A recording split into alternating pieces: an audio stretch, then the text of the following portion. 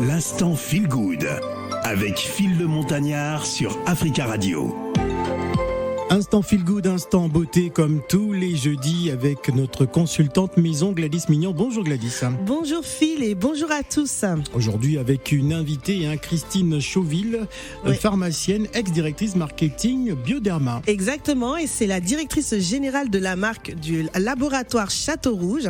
Et aujourd'hui nous allons vraiment nous concentrer sur cette marque qui conçoit et formule des produits fabriqués en France, c'est très important, et qui met en avant et qui privilégie des actifs d'origine végétale et naturelle et marine pour la peau, pour les peaux métissées et noires. Et nous allons vraiment rentrer dans le vif du sujet avec elle. Alors on peut les acheter les yeux fermés dans toutes les pharmacies. Et parapharmacie, exactement. Donc vraiment, je vous y invite à le faire. Très bien. Christine Chauville, bonjour et bienvenue. Bonjour à tous. Alors expliquez-nous la genèse de la marque Laboratoire Château Rouge. Alors, la marque Château Rouge, c'est une marque qui a à peu près une vingtaine d'années aujourd'hui, qui a été créée par deux pharmaciens qui étaient installés dans le quartier Château Rouge. Donc voilà, ils sont allés chercher pas très loin pour trouver le nom du laboratoire. Et ces deux pharmaciens qui avaient une forte clientèle de femmes à la peau noire.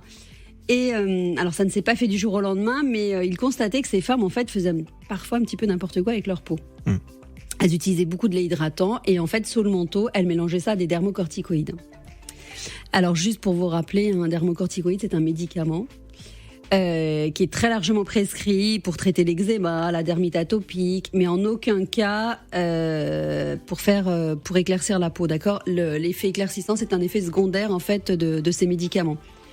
Et donc, elles mettaient ça sur leur peau. Donc, ces deux pharmaciens leur ont dit stop, c'est très mauvais pour la peau. Et ils se sont dit, tiens, mais peut-être que ces femmes, finalement, ont un réel problème, un vrai besoin de produits adaptés à leur peau. Donc, fort de ce constat, ils sont allés rencontrer un dermatologue à l'hôpital Saint-Louis et lui ont dit, alors, est-ce qu'une peau noire est différente d'une peau blanche ? Alors, bien évidemment, pas visuellement, mais physiologiquement. Et en effet, il leur expliquait que du fait de la forte concentration en mélanocytes, il y a une problématique tout d'abord de taches, puisque c'est la première préoccupation des femmes à la peau foncée, c'est les taches. Oui. Souvent, elles vont se plaindre d'avoir une peau qui est très sèche à certains endroits, au niveau des coudes, des genoux. On le voit en conseil en pharmacie, ce sont des personnes qui viennent qui disent mais regardez, je n'ai pas la peau noire, j'ai la peau grise. Donc en fait, très souvent, il suffit juste de gommer, d'éliminer ces petites cellules mortes et de retrouver une peau magnifique. Et puis parfois également, elles se plaignent d'un problème de peau grasse au niveau du visage, voilà, de pores dilatés et d'un visage qui brille. Oui. Et à partir de là, ils se sont dit pourquoi ne pas créer une marque évidemment extrêmement sûre. Et puis donc ils ont trouvé en effet un laboratoire pour fabriquer cette marque, mais surtout c'était rester en pharmacie. Voilà, ils avaient beau être dans le quartier Château Rouge, voilà, enfin ils voulaient pas être associés aux boutiques. Enfin voilà, l'objectif c'était vraiment de rassurer la clientèle et de vendre ces produits uniquement en pharmacie, comme vous l'avez dit, en parapharmacie. Alors aujourd'hui, on aimerait comprendre en fait en quoi se différencie la marque le laboratoire Château Rouge par rapport à différents produits qu'on peut trouver en parapharmacie. Bien sûr. Alors, ce qu'il faut savoir, c'est que nous, lorsqu'on a lancé la gamme, et aujourd'hui c'est le cas également, c'est que lorsqu'on sort un produit, tous nos tests dermatologiques, nos tests cliniques sont faits sur des phototypes 4 à 6.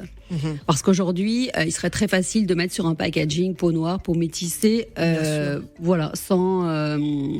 Et puis, les gens, à la limite, les consommateurs seraient un peu dupés, achèteraient ces produits sans savoir qu'en fait, ces produits ne sont pas testés sur des peaux foncées. Nous, on s'engage à faire des tests, c'est-à-dire quand on vous présente nos produits avec 86% d'efficacité sur les taches, on a réellement testé sur des femmes ou des hommes à la peau métissée à noir. Bien sûr.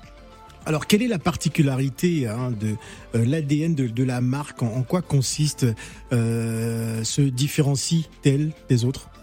Alors, l'objectif aujourd'hui, je pense que c'est un petit peu dans l'air du temps, vous devez le constater avec les différentes personnes que vous rencontrez, qui vous parlent de produits dermocosmétiques, c'est d'être bien dans sa peau, c'est d'être belle, de retrouver une belle peau, quel que soit son type de peau, d'accord ?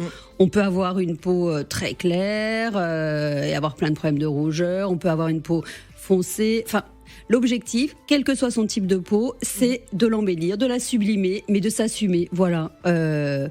On est blond, on est brun, on a des cheveux frisés, on a des cheveux raides, évidemment, on n'est jamais content. On veut toujours autre chose. Mais non, aujourd'hui, voilà.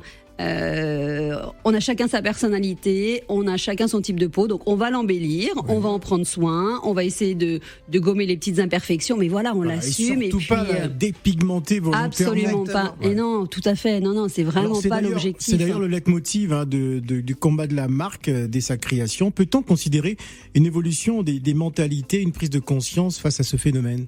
Est-ce que vous sentez qu'il y a de l'évolution ? Oui, alors je vous dirais oui, les jeunes générations, en effet, elles sont, ce dont on a parlé sur assumer sa peau, elles en sont tout à fait conscientes et elles vont vraiment dans ce sens.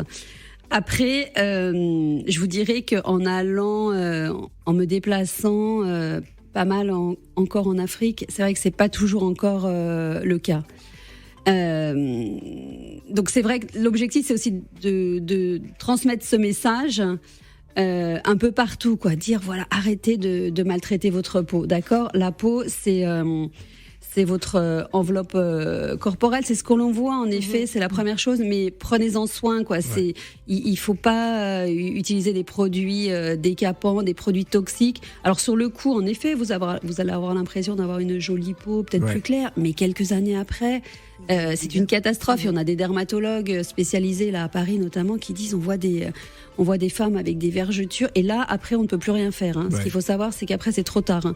Donc non, on assume, on embellit, on en prend soin, mais voilà. Alors, toutes les femmes sont belles. Christine Cheville, je rappelle que vous êtes pharmacienne, ex-directrice marketing Bioderma et directrice générale de la marque Laboratoire Château Rouge. La semaine prochaine, nous allons évoquer les différents traitements des imperfections liées aux peaux noires et métissées. On se donne rendez-vous la semaine prochaine. Merci Gladys. Merci Phil. Merci. L'instant Feel Good avec Phil le Montagnard sur Africa Radio.